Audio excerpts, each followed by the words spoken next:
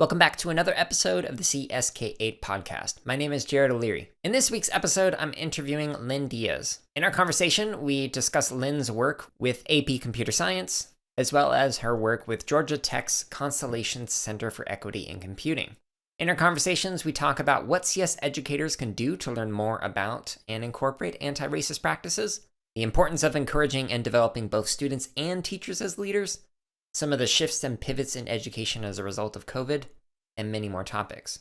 As always, you can find a link to the show note in the app that you are listening to this on, or by visiting jaredoleary.com, where there is nothing for sale, no advertisements, nothing like that. Just hundreds of free resources. With that being said, we will now get started with Lien introducing herself. I'm Lien Diez. I'm a former classroom teacher. I taught middle school and high school math and science. I've been in education for over 20 years, and I just realized that's actually 24 years. I can't believe I get to say that live on your podcast. It's gone by too fast.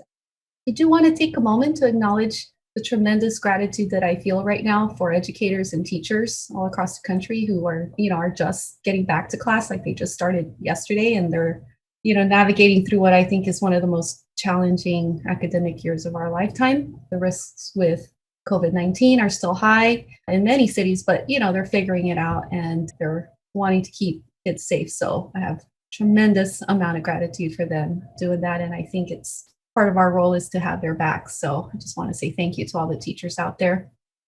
I'm currently at the Constellations Center for Equity in Computing at Georgia Tech. Started the fall of 2017. So we're, a little over 2 years young at Georgia Tech, and I'm working on several different projects there currently. What's the story from working with kids to doing computer science education and working with Constellations? Interestingly, Jared, my background is actually not in computer science, right? So first time I was introduced to computer science was maybe my second, maybe third year in college. I had to take this Fortran class. And that surely is going to set a timeline as to how long ago that was. Early 90s, right? Anyway, I was one of two female students in that class I can still clearly remember because I honestly was struggling to understand what was being taught. And, it was pretty isolating. It was mainly like just you were given a set of instructions to type into a computer. I'm pretty sure it was a PC at the time, but that monitor, oh my gosh, I will never forget that gray screen and that green colored little blinking rectangular cursor, I remember thinking, gosh, what are these commands? What do they mean? And why are there so many go-to lines? So needless to say, it wasn't really one of my favorite courses I took in college, but ultimately it proved to serve a purpose for me. Years later, after I had gotten into teaching and I was leading teacher professional development, I got a job at a College Board with the Advanced Placement Program, which I was really interested in doing because it was, sort of at a larger scale, implementing curriculum, doing professional development, and, just working as a director of, it was a curriculum instruction and assessment for calculus and statistics. After I got hired, I found out that I also was going to oversee AP Computer Science. And at that point, there was the APCSA course and the APCSAB course, which was like a heavier focus on data structures in Java. For months, I just immersed myself in learning everything I could about those two courses. Soon after, I started working with the National Science Foundation because they wanted to have some serious conversations about the state of computer science in the country. And they were basically saying, and this was at the time when the AB course was being discontinued, unfortunately, because there were too few students actually taking that course at the time. But NSF was basically saying, the way AP Computer Science was sort of situated in American education and the way it was being implemented, it was like detrimental for computer science, for opportunities for women to get into computer science, for the economically disadvantaged, and for students of colors to enter into this discipline. And this was a massive problem. And so there were a lot of universities, obviously, that had to weigh in on this problem as well. And honestly, at the time, again, this was maybe 13 years ago, it was really too much for higher ed faculty to take in and to admit. So I was a part of those conversations. I led a lot of and facilitated a lot of those meetings. I mean, I remember some faculty who like lashed out at the thought of changing the current APCSA course because like that was their world, right? And they wanted College Board to bring back the AB course. And I think there was some were really too reluctant to think about like having to restructure computer science at the college level, because then, that would have a ripple effect in how we would shape high school computer science and so on and so forth, right? So these were some tough conversations I was having with them and even with some colleagues. But anyway, in the midst of it all, this strong partnership with the National Science Foundation was formed. They helped to fund the development of the AP Computer Science Principles. I was one of the PIs on that project, and we created this curriculum framework for the AP Computer Science Principles course. A lot of back and forth, a lot of work, but it turns out that it was it is still the largest, most successful course launch in the history of the AP program, where in its first year, there were nearly 40,000 high school kids that took, the AP exam. And so that was a great success. It started about 13 years ago. The course is, 3 or 4 years old now, but there is, we see things have gotten a little better, but there's so much to do. I think that transition from having completed that project to College Board and then transitioning into the Constellations Center was the next step for me to really now be very critical in analyzing the factors and the barriers that are limiting women and students of color into not just entering into this discipline, but also succeeding. We need to be sure that they can succeed as well. And that's where the equity part comes in. So if you were to give an elevator speech of Constellations and what it strives for, what would you say? I'd say that from my perspective, having been a classroom teacher, because that's something that I try to keep close, in my subconsciouses, we strive to make what seems the impossible possible. We can't solve all the problems in education, but we can work to open avenues. We can work to really remove barriers for upward mobility. And I think computer science can do that. There is a lot of doubt for minority students. And more than that, there's really no opportunity. And that's what we're trying to do. We're trying to remove barriers and provide that access and opportunity and supports for success. And so far, our comprehensive approach shows that, we can do that. We can remove barriers, we can set a plan in motion, and then we can show how to sustain that plan for success. That's what we've been able to do since we started. And what about Voices for Social Justice? I know that was a project that you recently started. This really stemmed from the idea that there is no better time than now to lift the voices of very thoughtful and compassionate people that we know, ordinary people like you and me, and so many others that are going through these tough times in different ways. And so it did stem from having faced challenges with COVID-19 and having to pivot to, support teachers and sort of trying to be really empathetic in terms of what schools and leaders, even our politicians, what they were going through, and acknowledging that each one of us has something to say about it. We've asked for different perspectives, and we're aiming to capture diverse perspectives on, not just the pandemic, but how it affects communities of color, especially minority populations, and how that's all connected to healthcare and how that's all connected to, the disparities in economic advantages and disadvantages. And we wanted to know more about how teachers were coping with the current demands, either teaching in person or online. But we also wanted to highlight the racial injustices and how that's being addressed in classrooms, outside of classrooms, by teachers and, other educators, by researchers as well. I know that there's this rhetoric circulating that structural or systemic racism doesn't exist. I think you've heard that as well too, especially in recent news briefings and whatnot. I want to give you one example that is very close to home for me here in Georgia. It's called a 287G program, which is a partnership between county sheriff departments and ICE, right? And this program is meant to screen incarcerated immigrants for prior infractions. So for whatever reason they're in jail, this 287G allows these immigrants that are incarcerated to be screened. And if they've committed prior crimes, then the sheriff department turns them over to ICE for deportation. The intent is to keep our city safe, our country safe. I get that. But you know what's been happening now in certain parts of the country, like here in Georgia, in some areas where there's like dense populations of immigrants, what it's turned into is direct racial profiling on the Asian community, the Indian community, the Hispanic community. There's all these sorts of arrests happening. Let's say simple traffic violations. All right. They're suspected undocumented immigrants. Okay. So this is just an example of how policy can turn into enactment of systemic bias and racial profiling. This is currently in effect in 26 states, including here in Georgia. And it's impacting so many of our communities and schools and students.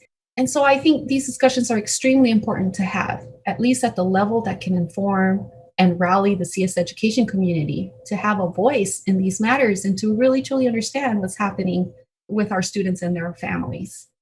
All of that is why we started Voices for Social Justice.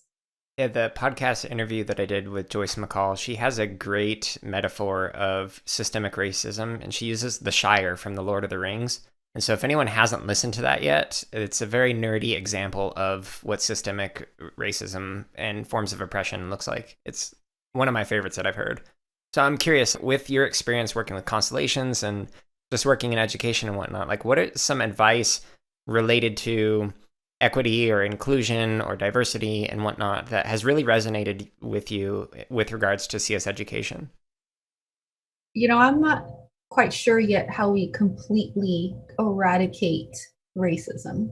It's in so many little things that we do and so many little falsehoods and stereotypes that, ultimately lead to discrimination and racism. I do think that this is a very personal type of transformation that happens at the individual level. Part of how we're brought up, it's part of the environment that we're surrounded by. I think continuing to reflect on our own individual biases is one way to be able to maybe shift our minds and our beliefs and our mindsets and be able to have more productive conversations around issues of race and racism. And all of that, I think, is part of understanding what it means to actually conduct efforts around equity. I think being able to understand that there are systems of oppression that you have to fight against to again, remove barriers and provide these opportunities, that takes time. There's this op doc that the New York Times produced several years ago, about 3 or 4 years ago. It's called A Conversation on Race, and it's a series of short films about identity in America. They do these interviews of people of different races, and they're talking about their experience, about the first time or when they've had to discuss race and racism. And there's this one video that I can recall focused on a teacher who shares this story about a third grade student that asked her a question. And this was after the killing of Eric Gardner. I don't know if you remember, back in 2014, he was a Black man that died because he was put on a chokehold, which, by the way, it was illegal to do that at the time, but still he was put on a chokehold by a police officer, and unfortunately died. And this third grade student asked this teacher, the third grade student was a young Black male student, and the teacher is a white female teacher. And the student asked her, do you ever have to think about race and being scared, about the color of your skin? And she even says she didn't want to sugarcoat it. She said, no, and that's not fair. But then the way she describes the look on the student's face when he just realized, wow, not everybody actually experiences these things. That was heartbreaking. So I would recommend that. I think the first thing is to really, internalize, what it means to have these injustices, be surrounded by you just because of the color of your skin. And that these videos, I think they're very interesting to watch. They're very palatable, right? And very honest and personal. But that may be a good and sort of easy place to start. That there are a whole list of like books and articles and journals as well. And that this is important too, for educators, right? I mean, especially in the CS community, when we are very focused on diversity and inclusion now and equity, right? They get these different perspectives and try to internalize, what can be used to really do better. when it comes to equity and diversity and inclusion in the work that we do. Yeah, I'll make sure to link the playlist to those videos in the show notes for this. One of the things that you said at the beginning of that was like being unsure how to change racism at large.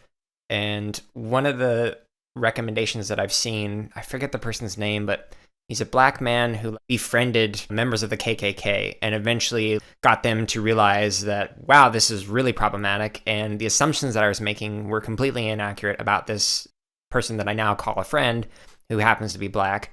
And it started with just initial conversations and talking with somebody one-on-one. And the conversations that I've been having with people who I completely disagree with, like online or family members or things like that, they're at a place where they're just in complete denial. And so going into this with the perspective that I've heard it phrased as just like, think of your conversations and your questions as like, you're a pebble in that person's shoe. It's going to kind of like annoy them throughout the day. They'll be thinking about it. And eventually they're going to have to take the pebble out of the shoe and analyze it and like think about it some more to remove it. That's an approach that I've seen work.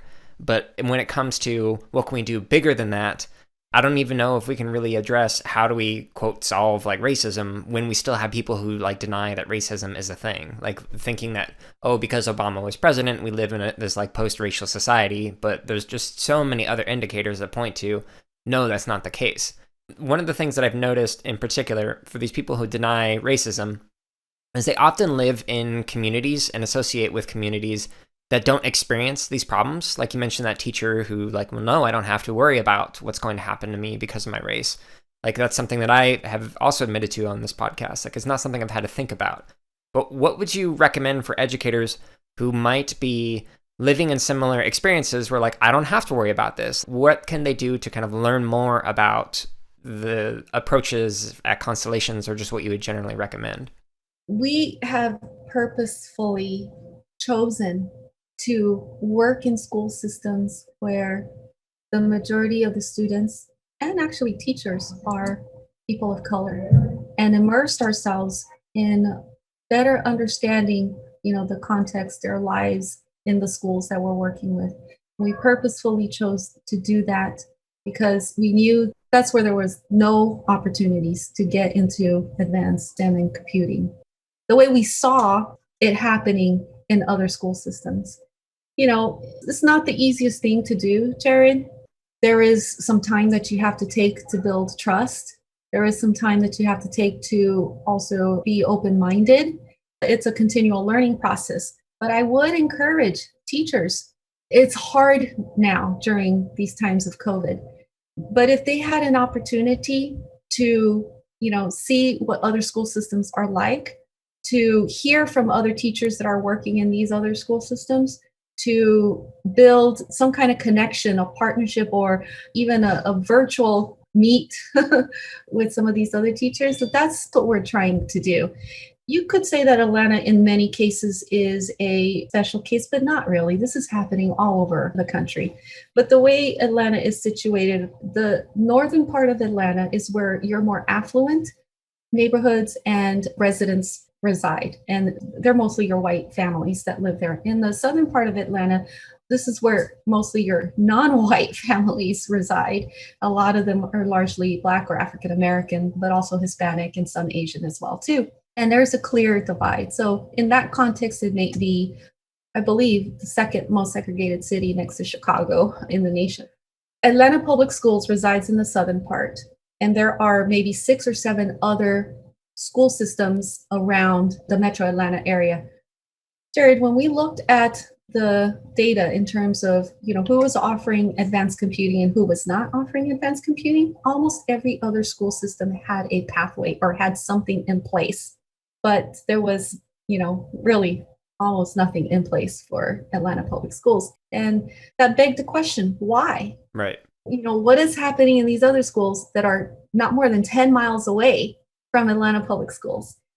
And, as we dug in deeper, of course, really didn't have teachers with the qualifications to be teaching computer science. Obviously, that's a problem in a lot of places. But that specifically is a huge problem for school systems like Atlanta Public Schools, that all of these students are missing out on that opportunity. So that's, so all of those are reasons why we wanted to work in Atlanta Public Schools. And now when we're connecting these teachers with other teachers from across the nation, but also in their neighborhood, 10 miles away, it's incredible how teachers can learn from each other, regardless of which school system you work in. And building, that network, but building community with teachers is also, hugely important, I think, especially for computer science. So that's what we're trying to do better. So I would encourage teachers to reach out, have an open mind, and learn what's happening in other school systems and the reasons why. The root of the problem is that they're not well resourced. They don't have the teaching capacity yet, right? They need the teaching capacity to be built. And it is absolutely not about a lack of talent with students. It is absolutely not. It is about the lack of access and opportunity. Yeah, I wonder if teachers were to participate in like the Georgia chapter of CSTA, if like that would help them to connect and learn more about other communities within their area. Even if it's only 10 miles away, that's still 10 miles away. So they just might be unaware of what's going on in other parts of the city or state. Yeah, and so now that you mentioned that, we are working very hard to reinvigorate the Georgia CSTA chapter and working with the president of the Georgia CSTA chapter, Teresa Yarbo, to help, kickstart the meetups again and building that network that you're talking about. So one of the blog posts that I read that you wrote, it was titled, "I Can't Breathe." And you said, quote, "We can do better to develop leadership that enable empathy, community building, partnerships, and justice," end quote. So I'm wondering, like, what kind of advice might you give to educators who are interested in helping kids to become future leaders? I think when I wrote that, you're right. I was really thinking about building capacity with students, to become these leaders in the communities that they need to become. I really was thinking that. I think what is lacking right now is a way to be honest with students about some of these realities. I mean, they're seeing it now, right? All over. I mean, Breonna Taylor, Ahmaud Arbery here in Georgia, that was just a brutal shooting and killing of a young Black man jogging in this neighborhood.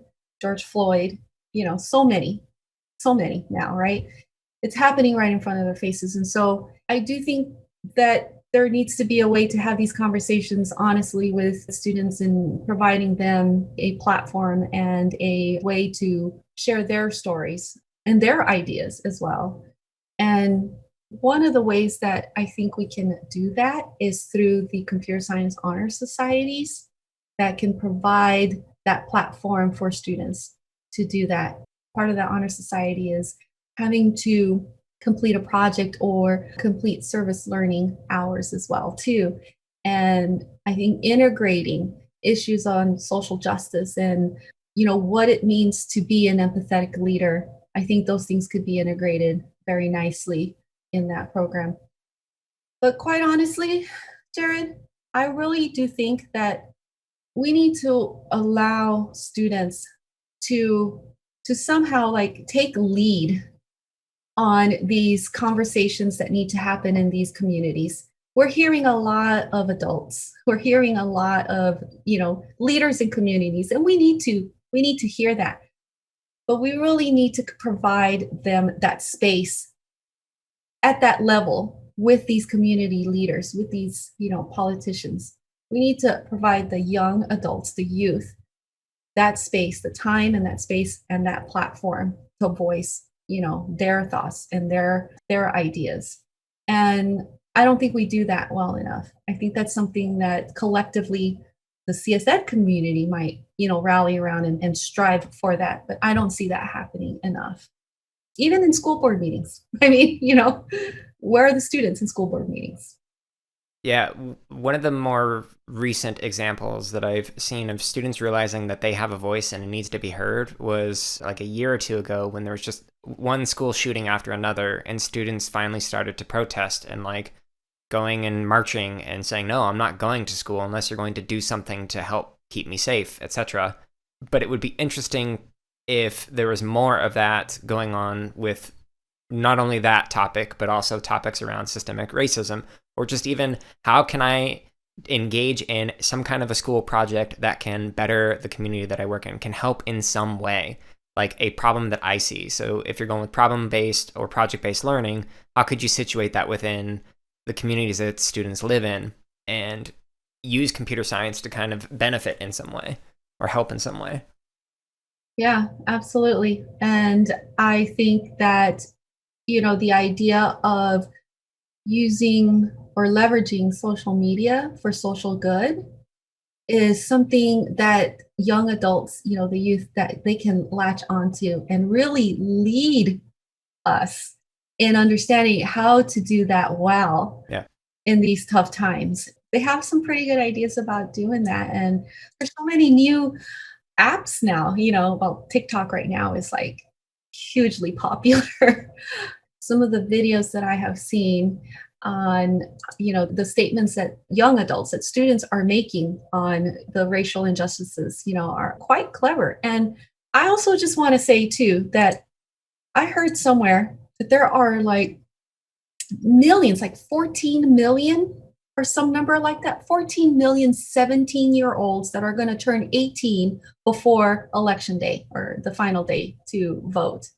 Just the thought of 14 million young adults that can vote in this election year is just striking. Yeah.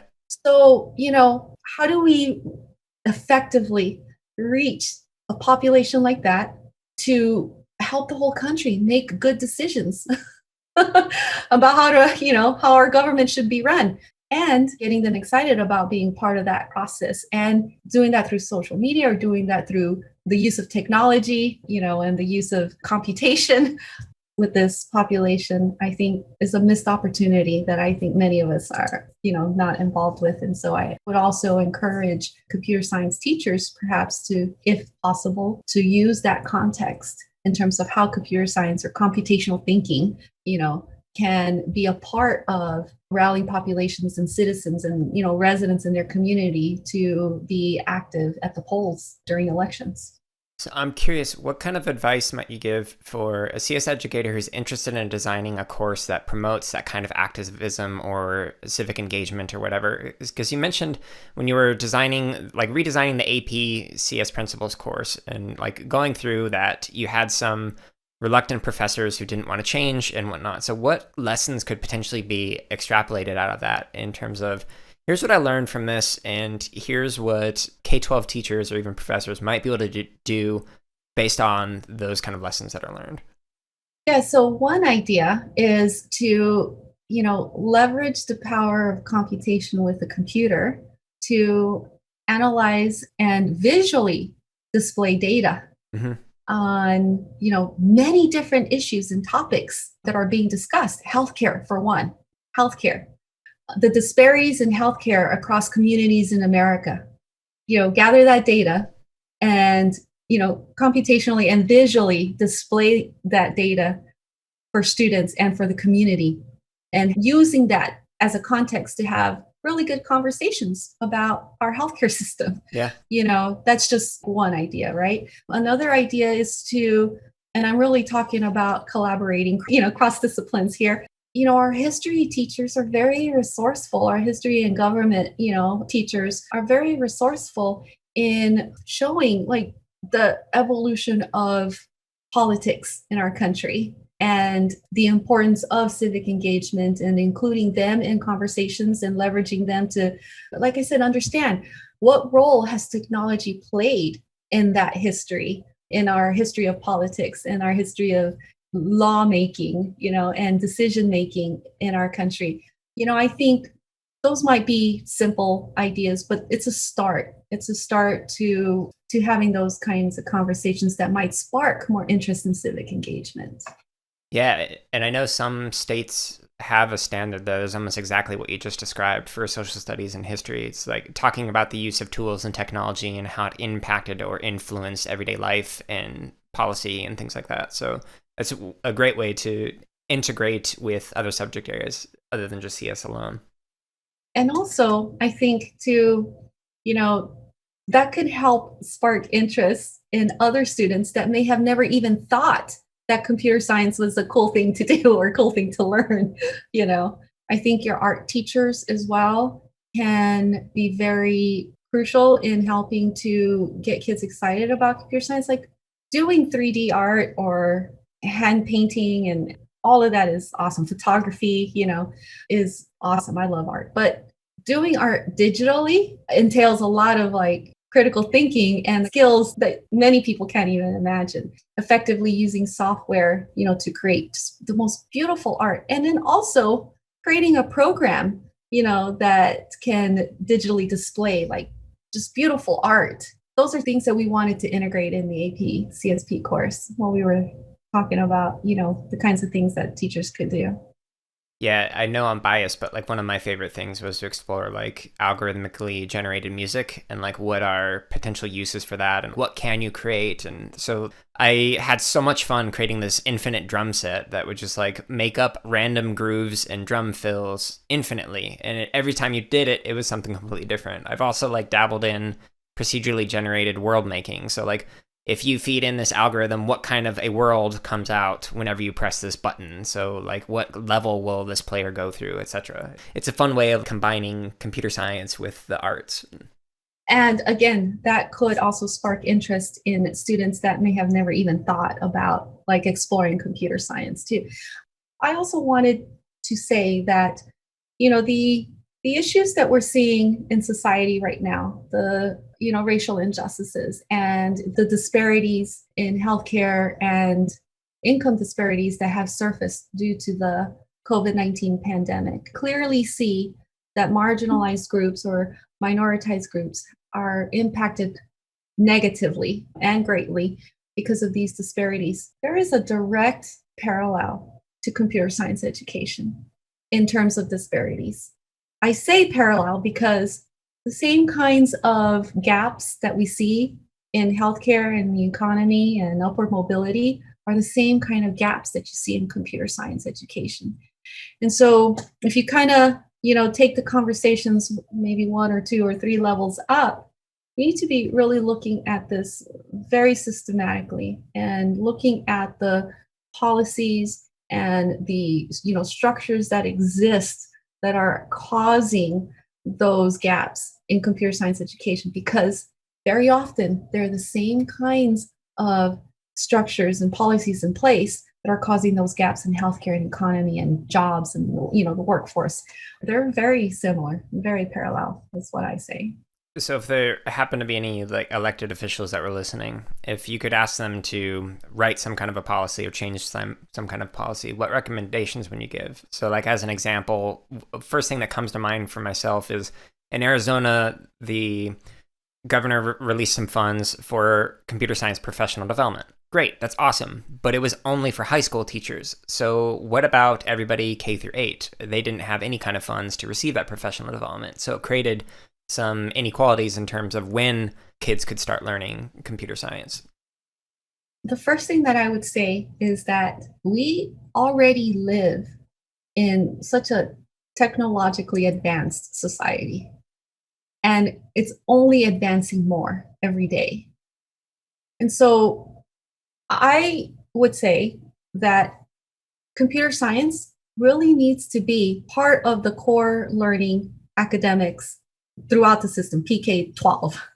We are not doing the best we can currently to prepare all of our students for technological type of society, what some people would call like a technopolis society that is increasing in our country and, in other countries too.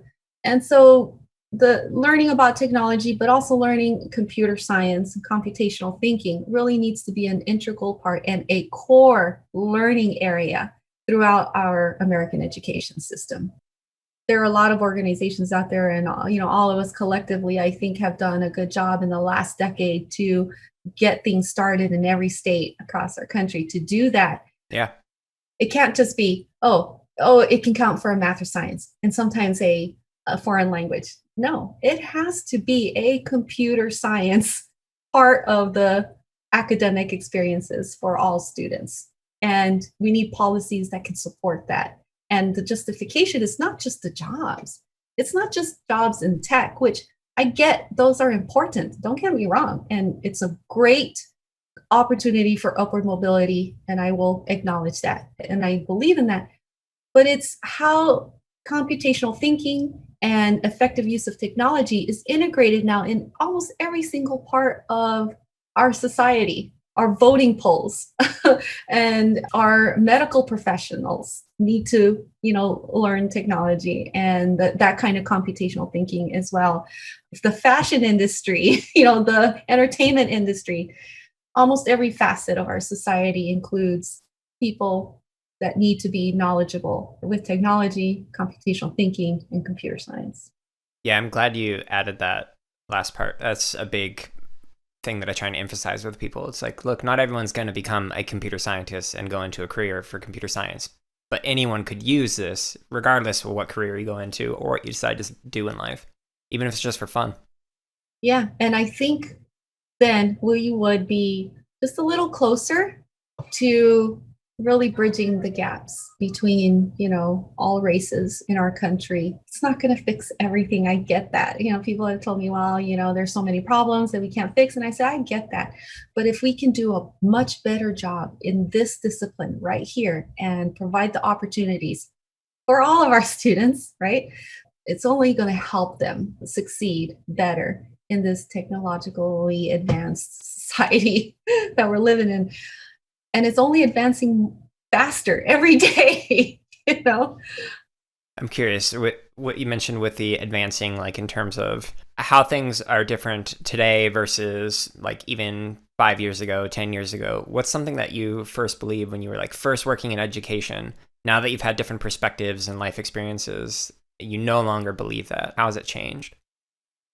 Well, something that might be relevant to what's happening now is when I first started teaching, I could never imagine that I could effectively teach virtually. And it's hard. I'm not saying it's perfect. Right. 24 years ago, I could never imagine being able to do that effectively. Yep. And now there are different tools and platforms that can help improve the situation, now. And there's all sorts of, views and perspectives on this. Kids need to be in school. They need to be in a safe environment. I get that. And we need to be able to, feed kids. And I totally get all of that.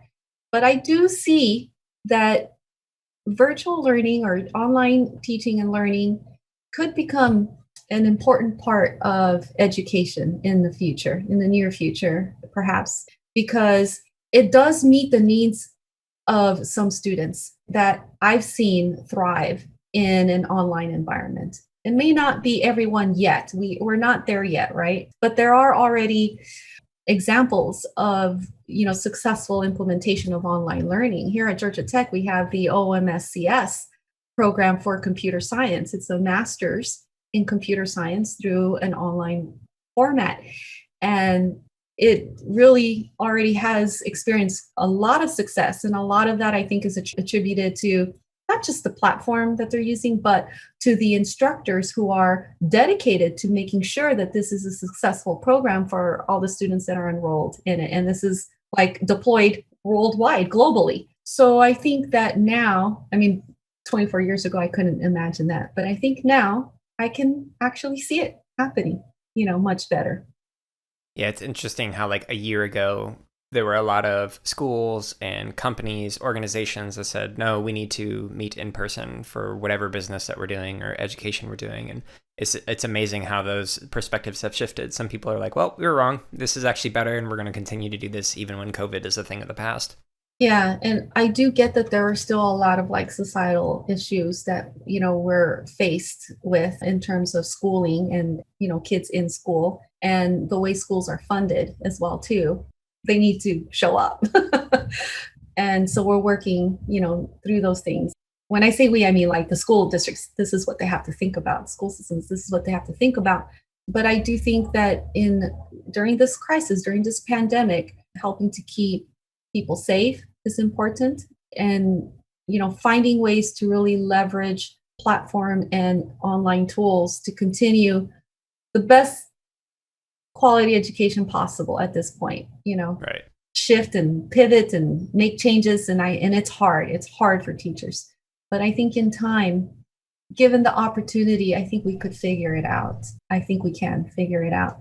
And it is a lot about expectations. We know school is important. We know that we need to educate the mass, and we want our kids to grow up to be very educated, citizens, and be able to contribute well to our society. But I also think too that it's an opportunity, for us to lead by example while we're virtual with kids, and even with our own family at home too, that even during these extraordinary difficult times that we can show them how to be kind, how to take care of each other, even virtually. There are ways that we can do that, and how important it is to be caring and thoughtful of each other. And I think that work is part of equity and fairness too, and how we treat each other in, whether it's in school or out of school. And these are life lessons that I think now in this moment, when kids are doing things virtually or even in person too, I think this is what kids will remember. If we can teach them fairness, kindness, empathy, the kids all over the country, this is what they're going to carry with them the rest of their lives. That in these difficult times, we were able to show them how to lead in times of crisis. So with everything that's been going on recently and how long you've been in education, I'm curious, how do you stave off the burnout? Because there are a lot of educators and researchers who only last in the field for a few years because of how difficult it is overall, and the amount of the weight and the burdens that a lot of educators and researchers work through every day. Yeah, so two things come to mind and that I really try to do almost on a daily basis. One is I really have taken up exercising. For me, it really has been my outlet, and I try to do this, every day. I go for long walks, jogging here and there, and some exercise. And that really has helped me just sort of remove myself from the harsh realities, the political darkness, sometimes that we're faced in, and especially here, in Georgia, things of that nature. So I've gotten into that more consistently lately. But the other thing that I do is I've really immersed myself into becoming a better coach for my team and the role that I have. I'm very fortunate to have a small team, and we hone in on coaching skills and strategies to help each other, cope through what we're all going through. But more importantly, we leverage coaching and coaching skills in the work that we do with teachers. So it helps all around. It helps us effectively communicate, collaborate, and work together and support each other as a team. But it also helps in having these conversations with teachers and principals, and building trust and rapport, and just knowing that we can be there for each other, but we're also there for the schools that we're working with. So done a little bit more reading and freshening up on coaching skills. And by the way, I just want to put a plug in for audiobooks too. I love audiobooks, and that's something else that has helped me too, is to not, honestly, having to be on a screen for hours and hours every day.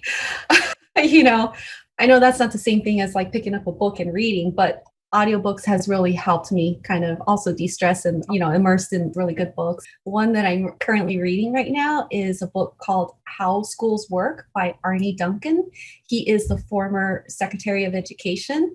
And I just, started that audiobook, but so far the first 3 chapters are quite fascinating. And I'll just share one little part. It's sort of, relevant to our discussions. He talks about a student that he was tutoring at some point while he was in college. And he talks about school systems being a system of lies, how for many years in the school systems that he was familiar with, they would lie to teachers, they would lie to students, but not in the way that you would think. It's just how the school systems were set up, that students were thinking that they were learning what they needed to learn. And if that was the case, why then did so many 8th graders, he was talking about Chicago public schools, so many 8th graders weren't up to par in reading. Like they were reading at like a third grade level, but they were already in eighth grade. So what happened? They just passed them on, from year to year, pretty much lying to them, thinking that they had acquired the skills that they needed to have to go on into high school. And he applied that sort of same scenario with the student that he was tutoring. This student was a phenomenal basketball player, college bound, like bound to play in college is what I meant. And his mother had asked him, to help tutor him to pass the SAT exam, and soon found out that here was an all-star, basketball player who really didn't have the academic skills to really succeed in the SAT. And it was a heartbreaking story. As I was listening to that, I, kept thinking, in the work that we do in terms of, equity and computing, we really need to be careful not to fall into the same trap too. When I talk about equity and computing, it is about access and it is about opportunity, but we also need to build in the right structures and the right supports for students to be successful in computing all the way through. Whether it's just one course or two courses or three, whatever that is, we really need to build in the right pedagogy, the right support systems for them to be as successful as they can be. I don't want the case to be that we didn't do the best that we could to help them succeed and then end up sort of in this trap of lies. I thought about that one night, all night long, and I thought, oh, we cannot fall into that trap. Yeah, it reminds me of a recent discussion that I had on like the hidden curriculum, the things that you are taught that are not overt, that you learn through school and curriculum and experiences and whatnot. It's a fascinating area of curriculum nerddom that I really like to explore. I too, by the way, love audiobooks. So it makes chores just that much more enjoyable because it's like, oh, I get to listen to a book while I vacuum the floor. What do you wish there was more research that could inform your own practices and what you do? One of the things that we're working on this year is really on not just building teaching capacity, but building on leadership capacity with teachers. And we're investigating now what that looks like and what that should be, because it is important. And I'm talking especially like in, school systems like in Chicago public schools or Atlanta public schools, where they're really teaching like a high population of students of color. I think that it is important to build teaching capacity, content knowledge, efficacy, increase confidence. But it's the leadership part that I think we really need to do a better job in. And there's all sorts of ways to build leadership capacity.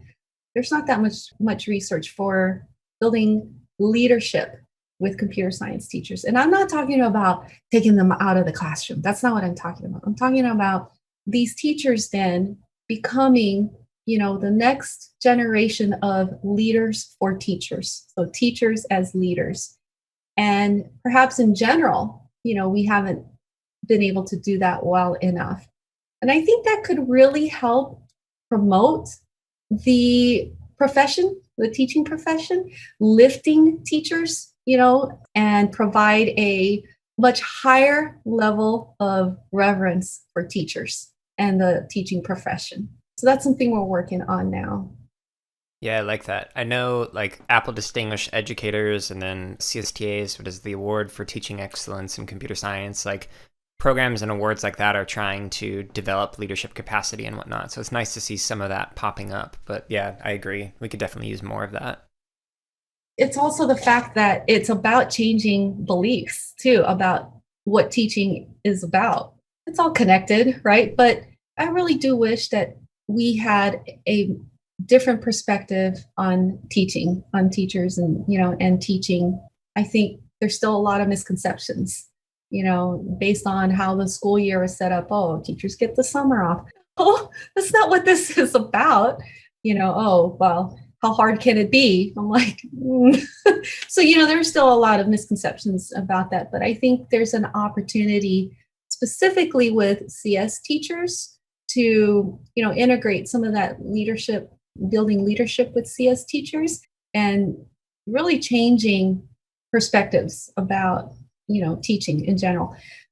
Like, for example, I think CS teachers, all teachers are very resourceful, okay? But there's an opportunity for CS teachers to, for us to help CS teachers to build connections and networks with industry. And, there's a lot of that happening, but I don't think we're doing it specifically to build leadership with CS teachers. So I think, there are some nuances there that we need to work on and help improve. Obviously, nominating teachers for awards, that's one thing, for sure too. But imagine if we could apply the process of becoming like a national board certified teacher. That's a very rigorous process, and it's very prestigious too. It's also very costly and time consuming. I get all of that. But sort of that same concept, same but different, and applying that to computer science teachers, leveraging their expertise and really making them like leaders for the next generation and helping to improve on and sustain that teaching workforce that we need to teach computer science, not just for today, but, for years to come. I think that's what I'm thinking about.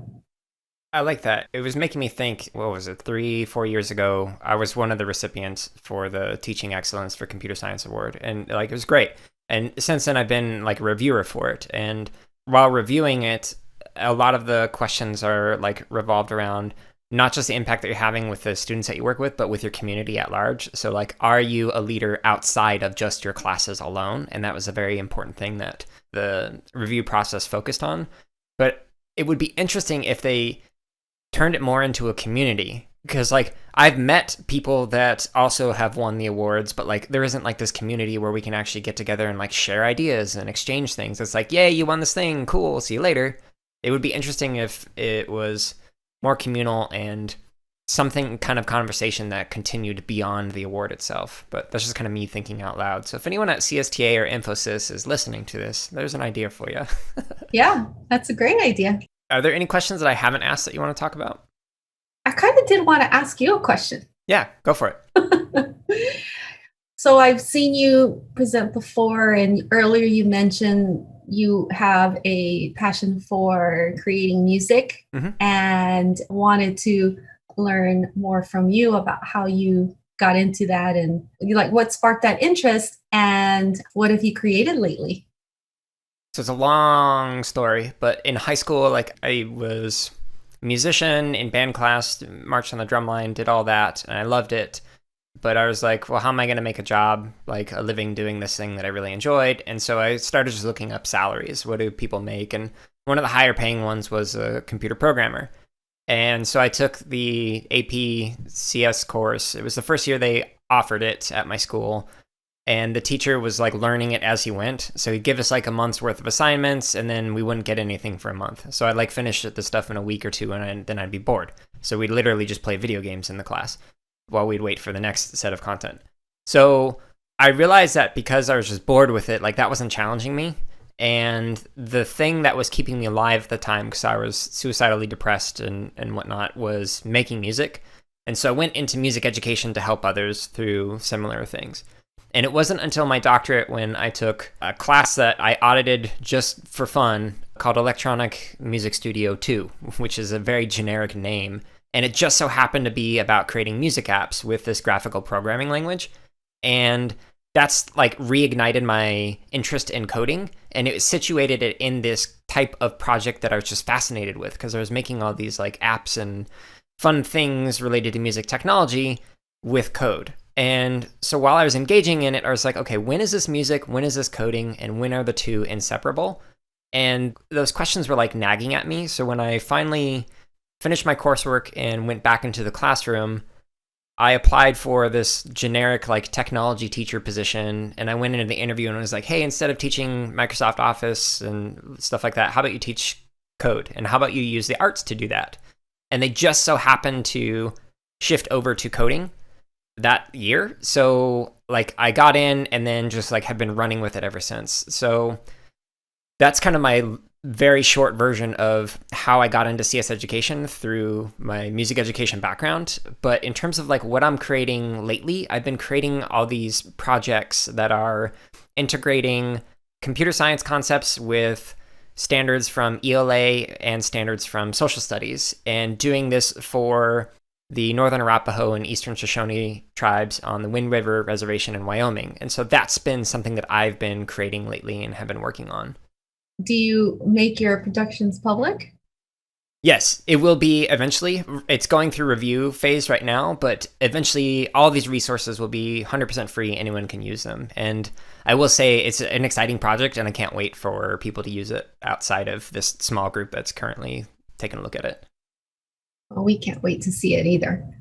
So the last question that I have for you is, where might people go to connect with you and the organizations that you work with? Yeah, so we do have a website. It's constellations.gautech.edu. You can also find me on Twitter at Lien, Lien _ Diaz, Diaz. Constellations is also on Twitter and on Instagram at GTCCEC on both of those. And with that, that concludes this week's episode of the CSK8 podcast. I hope you enjoyed listening to this interview with Lien, and I hope you check out all the resources that Lien and Constellations have created. Again, you can find links to all of those in the show notes, as well as links to many of the other resources we discussed in this particular episode. If you haven't done so yet, please consider sharing this episode or one of your favorite episodes of this podcast with somebody who might benefit from listening it. Thank you so much for listening, and I hope you are having a wonderful and safe week.